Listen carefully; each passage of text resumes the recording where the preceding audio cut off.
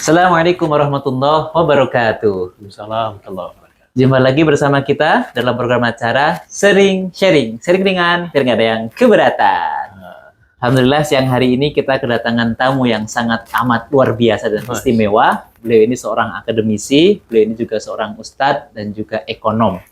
Apalagi kalau bukan Al-Ustadz Muhammad Rubiul Yatim SE MA. Masya Allah.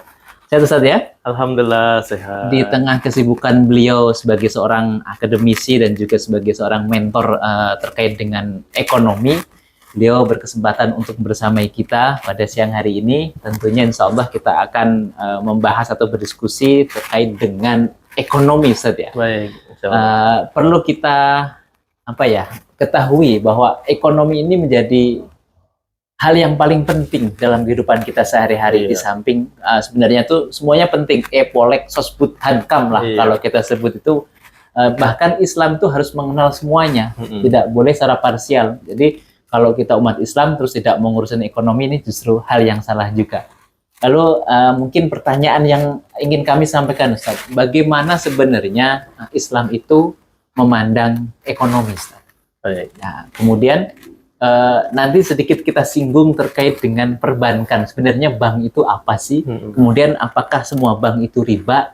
Dan bagaimana kemudian solusi agar kita dalam menjalankan kehidupan sehari-hari ini bisa memenuhi kebutuhan ekonomi yang benar-benar sesuai dengan tuntunan Allah dan Rasulnya. Dan kalau sekarang ini kita lihat fenomena yang sangat amat luar biasa. Bahkan ada cara pintas untuk memenuhi ekonomi dengan judi online ataupun pinjaman online. Dan ini kemudian bisa merusak tatanan sosial di masyarakat yang sangat merusak dampaknya. Bahkan ini menjadi musuh kita bersama dan diserukan oleh Presiden kita, yaitu Bapak Haji Prabowo Subianto, agar semua elemen masyarakat untuk bersama-sama memberantas yang namanya judi online. Nah, ini mungkin bisa kita jelaskan lebih dulu Ustaz, apa sih sebenarnya ekonomi dalam Islam itu? Ustaz. Baik, terima kasih Pak Ustadz Dr. Stajib. Bismillahirrahmanirrahim. Assalamualaikum warahmatullahi wabarakatuh. Waalaikumsalam warahmatullahi wabarakatuh. Alhamdulillah, salatu wassalamu ala rasulillah ala alihi wassabihi wa la hawla wa la quwata illa billah wa ba'da.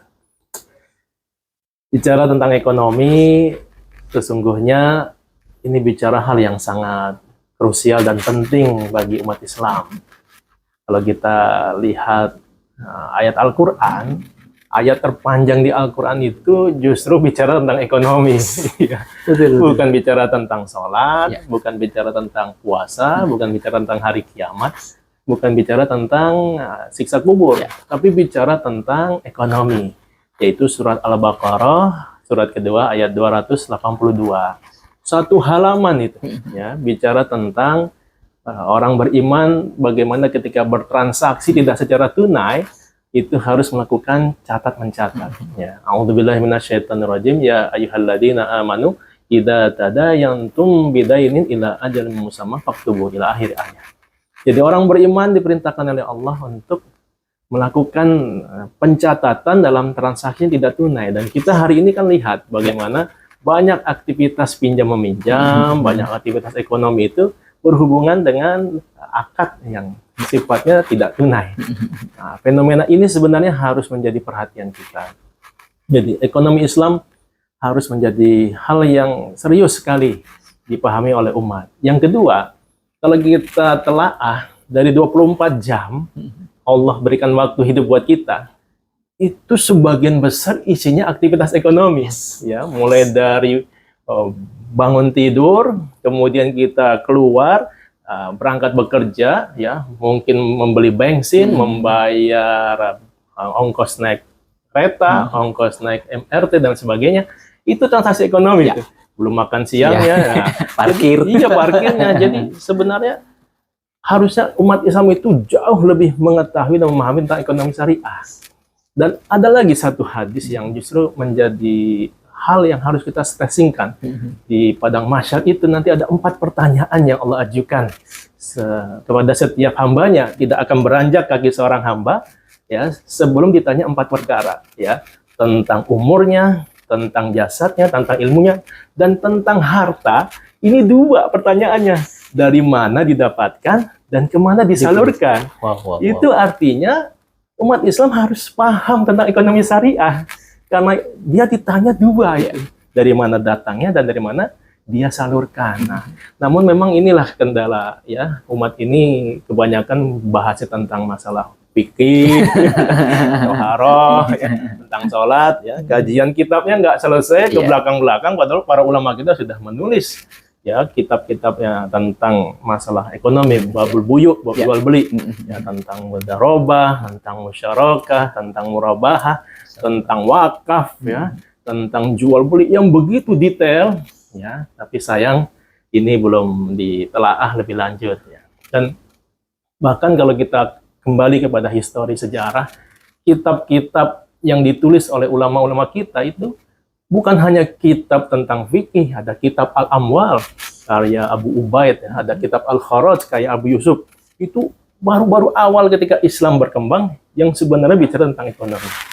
Jadi memang ya, bicara ekonomi dari perspektif Islam sebenarnya satu hal yang sangat penting, dan itu harusnya bisa menjadi concern umat Islam untuk bisa menjaga dia mendapatkan rezeki yang halal dan tidak terjerambab dalam rezeki yang haram. Mungkin begitu sebenarnya. Kalau kita lihat dalam banyak sejarah gitu kan, Nabi kita juga termasuk ekonom yang handal. Betul. Ini sebenarnya apa sih yang bisa kita ambil teladan dari beliau ketika menjadi seorang ekonom, Ustaz? Ya. Kan mohon maaf kemarin kan sempat ada salah satu, mohon maaf bukannya ini ya. Kan kalau Rasulullah dibilang pemuda pemalas itu rasanya ya mohon maaf kita sebagai umat Islam agak kecewa sedikit tuh. Cuman perlu kita sampaikan juga bahwa Nabi Muhammad itu adalah ekonom yang sangat handal bahkan sejak muda. Lalu apa yang bisa kita teladani dari beliau? Mungkin bisa kita sampaikan. Betul, subhanallah ya. Bicara tentang profil Nabi kita Muhammad SAW, ini bicara profil manusia yang paripurna ya, insan kamil dalam bahasa agamanya. Jadi Nabi Muhammad dia sebagai seorang ya, Nabi dan Rasul, Nabi Muhammad sebagai seorang kepala negara, Nabi Muhammad sebagai seorang ayah, Nabi Muhammad sebagai seorang jenderal perang, Nabi Muhammad sebagai seorang ya guru, ya, dan Nabi Muhammad juga sebagai seorang ekonom, ya, sebagai seorang pebisnis. Sejak muda sudah dilatih bagaimana dia menggembala kambing, ya, usia-usia masih kecil, kemudian diajak oleh pamannya berdagang ke Syam, ya, ke berbagai negara, dan bahkan ketika usia-usia menjelang beliau menikah, dipercaya oleh Siti Khadijah dengan akad mudharobah bagi hasil. Wow. Ternyata mudharobah ya. Mudharobah. Ini klik yang sangat luar biasa ini. Ternyata akadnya adalah mudharobah. Masya Allah. Ya, jadi mudharobah itu akad yang terjadi dengan dua pihak. Pihak yang pertama adalah sohibul mal atau pemilik modal. Pihak yang kedua adalah mudharib, si pengelola. Jadi Siti Khadijah seorang ya janda yang kaya raya, ya keturunan bangsawan, wanita yang cantik jelita, itu kemudian mempercayakan hartanya untuk dikelola kepada Nabi Muhammad SAW. Dan tanpa dilepas, ada orang kepercayaan Siti Khadijah yang mengikuti bagaimana cara dagang Nabi Muhammad. Dan itu setiap dagang di negara-negara yang dikunjungnya, itu luar biasa keuntungannya besar. Karena memang selain karena sifat kejujuran Nabi yang memang tidak tertandingi, yang kedua karena kepiawaiannya dalam berbisnis. Nah ini yang memang kemungkinan perlu kita cari dan kita gali untuk menjadi ya inspirasi buat umat Islam hari ini. Ya, jadi berdagang itu suatu hal yang bukan untuk sebatas mencari keuntungan dengan menghalalkan segala cara kita. Ya, banyak orang bilang ya, dagang bisnis itu kotor. Ya. Itu bukan bisnis yang kotor, pelakunya yang kotor gitu ya. Justru bagaimana Islam mengajarkan bisnis itu menjadi pintu surga. Dalam satu hadis dikatakan ya, seorang pedagang yang jujur, seorang pedagang yang amanah, nanti tempatnya di surga bersama para nabi, para sahabat dan siddiqin. Coba bayangkan kalau kita ingin dapat level bersama dengan nabi, jadi pedagang gitu. Tapi yang jujur, yang amanah, insya Allah itu cara ya, pintas masuk surga bersama nabi. Masya Allah. Bahkan kalau kita lihat tidak hanya beliau, itu menular juga kepada Abdurrahman bin Auf yang mana sangat luar biasa. Betul. Gitu kan. Bahkan saking-sakingnya, kalau kita lihat sejarahnya, saking pengennya tidak dihisap hartanya, sampai beliau membeli kurma busuk, dan ternyata dari kurma busuk tersebut malah justru mendatangkan keuntungan yang sangat amat luar biasa. Betul. Jadi kan ya ini suatu apa ya, keteladanan yang tidak pernah lekang oleh waktu, dan mungkin sampai sekarang kalau pedagang-pedagang itu mencontoh Nabi kita dan juga para sahabat yang di masa itu, mungkin ya kita benar-benar akan saling memberi manfaat, tidak hanya sekedar mencari keuntungan, bahkan yang penting seuntung besar dan untuk dirinya sendiri, lalu lupa dengan orang-orang sekitarnya. Lalu Ustaz, ketika kita berbicara tentang ekonomi, ini kan biasanya nggak jauh dari bank, Ustaz. Bank, iya. Nah, betul. ini kan sebenarnya sangat krusial ketika kita sebenarnya bank itu apa sih, Ustaz? Nah, ini kan orang biar tahu itu sebenarnya makna bank itu apa sih? Apakah bank itu, bahkan mohon maaf sekarang ini orang banyak berhijrah gara-gara kerja di bank, misalkan dia keluar dari bank dan lain sebagainya lah, dan justru keluar dari bank itu menyusahkan diri mereka sendiri gitu. Memang kita sepakat Ustaz bahwa riba itu adalah dosa besar, dan riba ini sangat dilaknat oleh Allah Subhanahu wa taala dan juga Rasulnya. Bahkan dosa paling kecil dari riba itu seperti kita, mohon maaf, mensetubuhi ibu kandung kita, karena naudzubillah min dzalik. Maka mungkin perlu kita garis bawahi, sebenarnya bank itu apa? Kan kita kalau bicara ekonomi nggak bisa jauh-jauh dari bank. Apalagi saat ini semua orang hampir bertransaksi itu tidak bisa lepas dari bank, apapun itu. Kan kita mau naik, mohon maaf, ojek online, belanja online dan sebagainya, itu sebenarnya ada perantara pihak ketiga, yaitu perbankan. Nah, mungkin hari ini biar pemirsa kita juga sedikit tercerahkan, sebenarnya bank itu apa, Ustaz? Iya. Masya Allah ya. Jadi kalau bicara rezeki Allah ya, di dalam Al-Quran kan jelas bahwasanya memang Allahu yarzuqu wa yabsut. Jadi rezeki hamba-hambanya Allah itu ada yang dilapangkan, ada yang disempitkan ya. Jadi ada yang mengkaya raya, ada yang memang miskin. Nah, jadi fenomena ini fenomena yang real, nyata, yang tidak bisa kita hapuskan. Ya, adanya orang yang kaya itu menjadi pintu bagi yang kaya untuk bisa membantu yang miskin. Ada yang miskin itu menjadi sarana agar dia bisa ya melakukan aktivitas yang sifatnya bekerja sama dengan orang kaya. Nah, disinilah kalau kita bicara tentang adanya takdir Allah yang kaya dan miskin, lembaga perbankan itu berada di tengah-tengah dia. Ya, makanya kita kenal bank itu sebagai lembaga mediasi atau intermediary. Ya, intermediary antara siapa? Antara orang yang kaya, ya, yang rich, yang the have, dengan orang yang miskin, orang yang poor, yang the have not, tidak punya. Jadi bagaimana bank menjadi mediasi antara orang kaya yang meletakkan uangnya di bank, ya, jadi diajak orang-orang kaya, yuk kamu bersimpan uangnya di bank, selain untuk keamanan juga bisa untuk diinvestasikan. Nah, sementara orang yang kekurangan uang bisa dia datang ke bank untuk mengajukan pinjaman atau pembiayaan. Nah, jadi bank itu fungsi utamanya sebenarnya itu dia, lembaga intermediari ya, sebagai mediasi antara orang kaya dan orang miskin.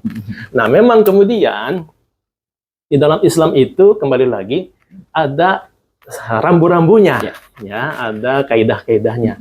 Di antaranya adalah kaidah ketika kita mencari rezeki, maka jangan memasuki ranah-ranah yang haram. Nah, di antara ranah yang diharamkan dalam transaksi ekonomi itu di antaranya adalah riba. Riba itu secara bahasa kan az-ziyadah, ya, tambahan. Tambahan apa? Tambahan dari harta yang kita dapat dengan cara yang batil. Jadi ketika tambahannya tidak batil ya bukan riba.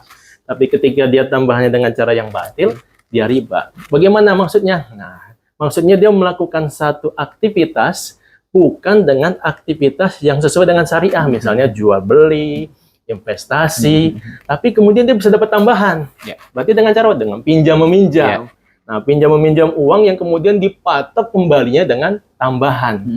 Nah, ini yang kemudian menjadi pintu peluang terjadinya riba. Ya, riba memang secara hukum syariahnya clear, haram dalam Islam. Ya, Al-Quran sampai 4 ayat kan, proses pengharamannya. Hadis juga jelas ketika Nabi Isra Mi'raj, Ya, di antaranya Nabi melihat ada orang yang perutnya sebesar rumah dan di dalamnya ada ular besar gitu. Lalu ditanya oleh Nabi kepada malaikat Jibril, siapa itu ya Jibril? Itu adalah hamba umatmu yang di dunia suka makan riba kan gitu ya. Jadi memang kalau masalah ribanya sepakat itu semua haram. Nah, apakah kemudian bunga bank itu riba? Memang ini sempat terjadi perbedaan pendapat ya. Nah, di tarjihnya Muhammadiyah, kemudian Bahasul Masailnya NU, itu juga ada perbedaan pendapat yang kemudian namun oleh Majelis Ulama Indonesia keluar fatwa nomor 1 tahun 2004, bunga bank sama dengan riba ya dikarenakan dia masuk klasifikasi pinjam meminjamnya ini sama dengan ya riba yang jatuhnya riba jahiliyah ya. Jadi ada tambahan. Nah, tinggal sekarang bagaimana solusinya? Solusinya alhamdulillah ya, di Indonesia sudah tumbuh ekonomi syariah. Ya, sejak tahun 91 ada Bank Muamalat Indonesia, tahun 98 muncul Bank Syariah Mandiri, kemudian terus berkembang hingga hari ini kalau bank umum syariahnya atau bank yang syariah yang besar mungkin sekitar 23 bank syariah yang besar-besar. Ya, belum yang unit usaha syariah. Ya, nanti ada lagi BPR syariah. Jadi sebenarnya kita ini di Indonesia sangat bersyukur ya, negara ini dengan KNEKS ya, Komite Nasional dan Ekonomi Keuangan Syariah, itu pintu ekonomi syariah dibuka. Cuma memang sayangnya nih market share-nya ya, umat ini masih belum paham dia tentang ekonomi syariah sehingga masih sukanya ya bertransaksi yang bagi mereka yang mungkin simple lah ya, nggak bingung istilah-istilahnya. Bahkan ada yang sampai beranggapan bank syariah sama saja dengan bank konvensional. Waduh, ini kan bahaya ya. Jadi yang menyebabkan perbedaan itu pertama adalah faktor akad. Ya ayyuhalladzina amanu aufu bil uqud kan begitu ya. Penuhilah akad-akad itu. Jadi sesuatu akad itu bisa membuat menjadi perbuatan jadi halal dan haram. Nah, di sini yang kemudian kita perlu pahami, jadi bukan sebatas prakteknya yang kelihatan di depan mata sama, tapi justru esensi akadnya itu yang dilihat. Nah, jadi memang perlu penggalian lebih dalam dan perlu sosialisasi yang banyak di kalangan umat, sehingga akhirnya kita betul-betul bisa memahami ekonomi syariah. Di Indonesia sudah melahirkan bank syariah dan bahkan menjadi benchmark di negara-negara lain. Alhamdulillah. Ya, ini menjadi satu hal yang anugerah yang harusnya disokong oleh umat Islam. Ya. Namun ya namanya masih baru berkembang, masih belajar, tentu banyak kekurangan-kekurangan. Bukan kemudian dihakimi lalu kemudian ditinggalkan. Ya, kemudian bank syariah tidak syariah, bank syariah sama saja lalu kita tinggalkan loh. Justru kita harus bagaimana sama-sama memperbaiki. Kita kasih masukan ya, bagaimana duduk para alim ulama, duduk para ahli ekonomi, duduk cendekiawan. Yuk, kita bagaimana membesarkan ekonomi syariah ini bersama-sama. Mungkin ini yang perlu jadi perhatian bersama. Masya Allah. Ya, bank tadi sudah. Berarti kan bank itu adalah lembaga intermediasi atau lembaga intermediari antara orang yang kelebihan harta dengan orang yang kurang harta, kemudian diikat dalam satu klausul yang telah ditentukan oleh regulator kalau nggak salah begitu saja. Lalu terkait dengan ini Ustaz, apakah kemudian ekonomi ini bisa kita kaitkan juga dengan wakaf Ustaz? Nah, ini kan kadang-kadang kita memaknai wakaf itu sendiri kan, mohon maaf saat ini kan sebenarnya sedang digenjot dan sedang gencar sekali ini program dari Badan Wakaf Indonesia. Bahkan ada, kalau nggak salah tanggal 22 Desember besok itu ada wakafran kalau nggak salah. Nah, ini kan juga menjadi pintu masuk bagi kita semua, baik kalangan milenial ataupun kalangan Gen Z ini kan, untuk kemudian bisa melek apa itu wakaf. Nah, mungkin sedikit bisa kita singgung Ustaz, apakah kemudian wakaf ini bisa kita jadikan solusi juga untuk menjalankan roda ekonomi khususnya bagi umat Islam ataupun lebih banyak lagi maslahat untuk bangsa dan negara kita. Baik ya. Jadi memang sumber pemasukan negara di dalam Islam itu sebenarnya banyak. Ya. Kalau kita kan kenalnya pajak aja. Betul. Nah, pajak juga lagi rame juga kan. Katanya ini naik. Udah selain naik juga dianggap pajak ini ya pemungut pajak ini masuk neraka gitu ya. Ada yang sebagian seperti itu. Jadi memang repot ini, memang ya diskusinya cukup banyak lah. Namun kalau kita gali sumber pemasukan negara dalam Islam itu ada zakat, dan zakat itu ada banyak pecahannya. Ada zakat fitrah yang di bulan Ramadan ketika kita hidup hingga satu sawal ya. Lalu ada zakat mal. Zakat mal ini pecahannya banyak ini. Ya, ada zakat harta emas dan perak mata uang, ada zakat pertanian, ada zakat peternakan, ada zakat barang tambang. Yang ini sebenarnya kalau dikelola saja, subhanallah, ini negara kita kan kaya sekali dengan barang tambang, kaya sekali ini. Tapi ini kan masalah ya pengelolaannya ya, birokrasi yang orang berada di pemangku kepentingan ini yang harusnya memang paham, dan ini menjadi sumber buat negara. Nah, selain zakat, kita ada yang namanya infak, ya, infak sedekah. Nah, infak sedekah ini tentu tidak ada batas minimal pengeluarannya dan batas minimal harta yang kena. Ya, kalau memang dia punya rezeki, dia ingin berinfak sedekah bisa. Ya, ada juga yang namanya wakaf. Ya. Nah, wakaf ini yang kelihatannya memang mungkin di kita lebih cenderung wakaf diasosiasikan dengan tanah kuburan. Ya, tanah kuburan, pondok pesantren, masjid. Pesantren, bangun masjid. Ya, hanya itu aja ya. Sekolah ini fisik aja. Ya, betul. Padahal ya pintu wakaf ini terbuka luas. Ya, sekarang ada yang namanya wakaf tunai. Ya. Jadi artinya wakaf tunai apa? Kita berapapun uang yang kita punya bisa kita niatkan, kita akadkan uang itu untuk kepentingan umat. Ya. Nah, nanti uang ini diserahkan kepada lembaga wakaf, ya, orang-orang yang mengelola wakaf, dan itu uangnya nanti tidak boleh digunakan langsung habis. Ya. Nah, ini yang membedakan dengan sedekah atau infak. Kalau infak kita kasih sekali, misalnya buat orang itu bayar uang sekolah atau buat dia makan, maka ketika sudah bayar uang sekolah, dapat pahala, lalu selesai. Ya, lalu dia makan, selesai. Tapi kalau wakaf, uang itu nggak boleh langsung dikasih kepada infak itu. Dikelola dulu uangnya, lalu ada profit. Nah, profitnya itu yang digunakan untuk kepentingan umat. Menarik sekali yang pernah saya dengar dari Dewan Pengawas Syariah yang Majelis Ulama Indonesia, Bapak Dr. Oni Sahroni, ya, saya ingat dia pernah mengatakan di Universitas Al-Azhar Kairo itu sekolah gratis semua itu, ya, dari TK sampai S3 free. Dan itu dari mana dia bisa membayar tanpa ada beban buat negara? Dari pengelolaan dana wakaf. Ya, jadi uang wakaf itu dikelola dengan profesional, dengan amanah, lalu keuntungannya itu buat membiayai orang-orang yang sekolah. Jadi sebenarnya potensi wakaf ini dahsyat, ya, sangat besar. Jadi akan membangun ekonomi umat, akan mendorong umat ini bisa menjadi lebih mulia.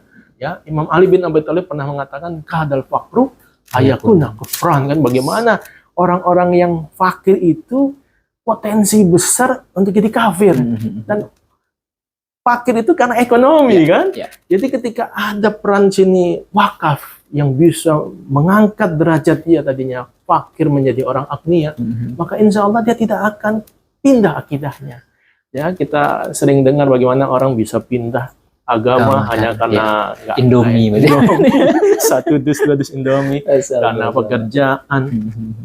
Itu tanggung jawab kita itu. Tanggung jawab kita bagaimana ya bisa kita nih uang kas masjid yang ratusan juta itu bagaimana bisa dikelola dalam dana wakaf dan bisa dipertanggungjawabkan. Insya Allah itu akan sangat membantu untuk kemaslahatan umat. Masya Allah.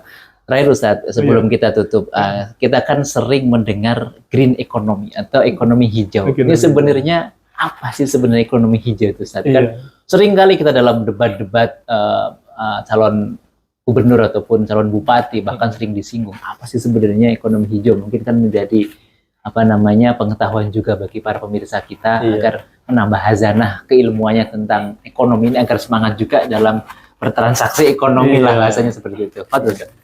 Iya, memang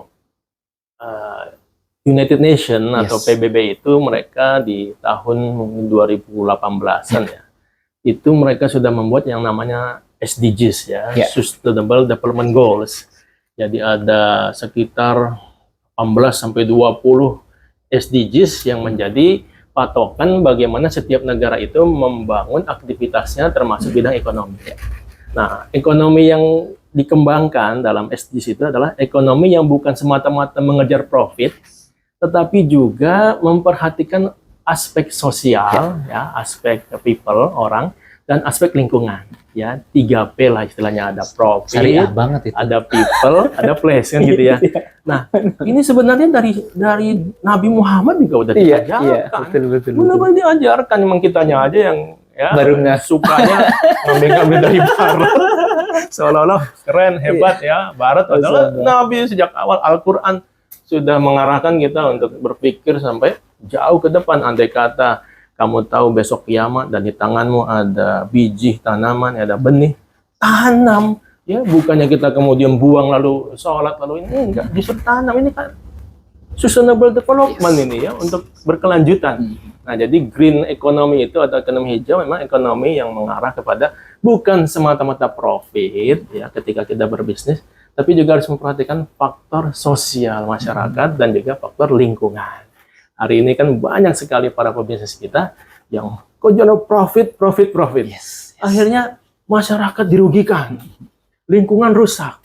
Ya, negara kita termasuk yang lihatlah itu. Ya, kemarin ada banjir segala macam ya, tambang mineral itu hancur lingkungan. Ada apa? Harusnya kan tidak begitu. Ya, Allah kasih rezeki kepada kita barang tambang mineral bukan untuk menyengsarakan. Harusnya untuk memakmurkan, mengangkat harkat derajat bangsa Indonesia. Nah, ini mungkin ya satu hal yang ya, perlu kita gali. Di Islam itu sudah ada itu. Ya, banyak sekali sumber-sumber dalil Quran, dalil hadis yang menggambarkan bagaimana sustainable development. Bukan hanya baru-baru ini, tidak ya. Jadi kira-kira begitu green economy yang perlu kita lihat dalam perspektif Islam. Masya Allah, sangat luar biasa. Wah, ini kalau kita lanjutkan bisa jadi lebih dari 2 jam. Mungkin terakhir Ustaz, pesan untuk para pemirsa kita agar benar-benar hari ini kan sedang marak judul dan sebagainya.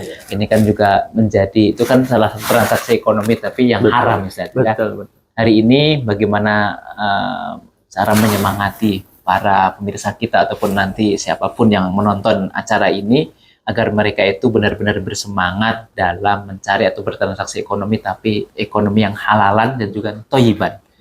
Agar dia itu juga bisa selamat dunia dan juga selamat akhirat. Betapa tidak kita lihat saat ini, sering kita lihat bahwa orang yang bergelimang harta, bergelimang dan lain sebagainya lah, itu justru berakhir di penjara dan sebagainya. Itu kan menjadi pelajaran bagi kita. Mungkin silahkan Ustaz, pesan untuk para pemirsa kita agar semangat untuk mencari yang halal dan juga thayyib. Baik, Masya Allah ya. Ada satu athar ya, ada yang mengatakan hadis, atau yang mengatakan athar ya. 9 dari 10 pintu rezeki itu di perdagangan ya. Jadi artinya kalau kita ingin jadi orang yang berpeluang jadi orang kaya, punya harta banyak, memang masukilah dunia bisnis, dunia ekonomi. Tetapi bukan yang menghalalkan segala cara, bukan yang masuk ke ranah-ranah yang diharamkan ya. Judi, kemudian riba, kemudian dengan cara korupsi, mencuri, merampok, mengambil yang bukan haknya. Nah, itu tidak diberkahi oleh Allah Subhanahu wa taala. Mungkin dia dapat lalu dia pergi umroh, dia bangun masjid, dia santuni anak yatim, dia pikir itu akan menghapus. Tidak. Innallaha thayyib la yaqbalu illa thayyib. Allah itu zat yang baik, zat yang maha suci, tidak menerima kecuali yang baik dan suci saja. Jadi ini yang harus kita pahami. Kita hidup di dunia ini hanya sementara. Semua kita akan ke alam akhirat dan mempertanggungjawabkan semua apa yang kita lakukan. Maka ketika kita berpikir instan, ingin jadi orang kaya dengan judi online, padahal nggak bikin kaya juga, karena yang menang itu sudah disetting. Dan mana pernah mau bandar kalah. Jadi ini kebodohannya kita kan. Tapi itu memang masalahnya candu sih. Ya, orang kalau udah kena candunya, mau dibilang apa juga susah. Nah, ini ya harus diberikan pemahaman. Yang kedua, pinjol ini biasanya yang buat juga orang judol ini ya. Si pemiliknya orang yang sama. Dan ini akhirnya apa? Akhirnya menjadi lingkaran setan yang nggak putus-putus. Terus-terusan terikat oleh pinjaman online, kena bunganya, menjadi riba berlipat ganda. Sudah banyak korban ya, meninggal dunia, bunuh diri, ya segala macam. Jadi tentu saya berpesan pada diri saya sendiri dan kepada semua pemirsa, ayo kita sama-sama berikhtiar mencari rezeki Allah dengan cara yang halal dan thayyiban. Ya, halal dan baik, Dan kemudian kalau ingin jadi orang kaya, ya masukilah dunia bisnis. Kalau jadi pegawai negeri, ASN, ya itu yang 1%-nya tadi tuh. 9 dari 10 pintu rezeki di dunia dagang. Satunya yaitu pegawai, itu udah ada takarannya. Makanya kalau bisa jadi orang kaya, ya kalau kecuali punya harta waris ya, dikasih orang tua, monggo-monggo. Tapi kalau tiba-tiba jadi kaya, pasti ada hal yang mencurigakan. Jadi silakan kita ikhtiar. Nah, satu lagi kuncinya kalau ingin diperluas rezeki dari Allah, perbanyak sedekah. Kuncinya. Iya, karena pipa rezeki itu, ya, Allah akan perluas sesuai dengan kebutuhan orang yang diberikan. Kalau ketika kita masih sendiri, mungkin pipanya satu ujung jari ini, karena kita masih sendiri. Begitu kita menikah, kita ada istri, pipanya Allah besarkan itu, karena ada 2 orang. Kita nggak punya anak 3, punya anak 4, itu Allah tambah lagi pipanya. Apalagi kita ambil anak yatim, kita bikin usaha, ada orang-orang yang kita kasih gaji di situ, rezeki-rezeki yang buat mereka itu lewat pipanya kita, itu makin diperbesar. Jadi kalau ingin jadi lebih besar rezekinya, ya itu tadi, perbanyak sedekah, berbagi, maka Allah akan buka kerannya, insya Allah. Wah, Masya Allah, sangat luar biasa. Wah, ini sangat apa ya, luar biasa perbincangan kita hari ini. Ini daging semua kalau masalah. Wah, kalau bisa kita simpulkan, sebisa mungkin dalam keseharian kita mencari rezeki itu hindari yang haram agar hidup kita tentram. Dan jadilah kemudian kita ini pribadi yang bermanfaat, karena sebaik-baik kita ini adalah orang yang bermanfaat. Betul. Nah, luar biasa, terima kasih banyak Ustadz atas waktunya. Mudah-mudahan nanti kita bisa berdiskusi tentang banyak hal yang terkait dengan ekonomi. Dan ini sangat luar biasa, pencerahan bagi saya dan juga pencerahan bagi para pemirsa kita. Ini lagi mudah-mudahan ini juga Allah catat menjadi amal soleh yang bisa diterima. Dan sekali lagi Ustadz, mudah-mudahan silaturahim selalu terjaga dan menjadi pintu rezeki yang lainnya. Terima kasih banyak Ustadz ya.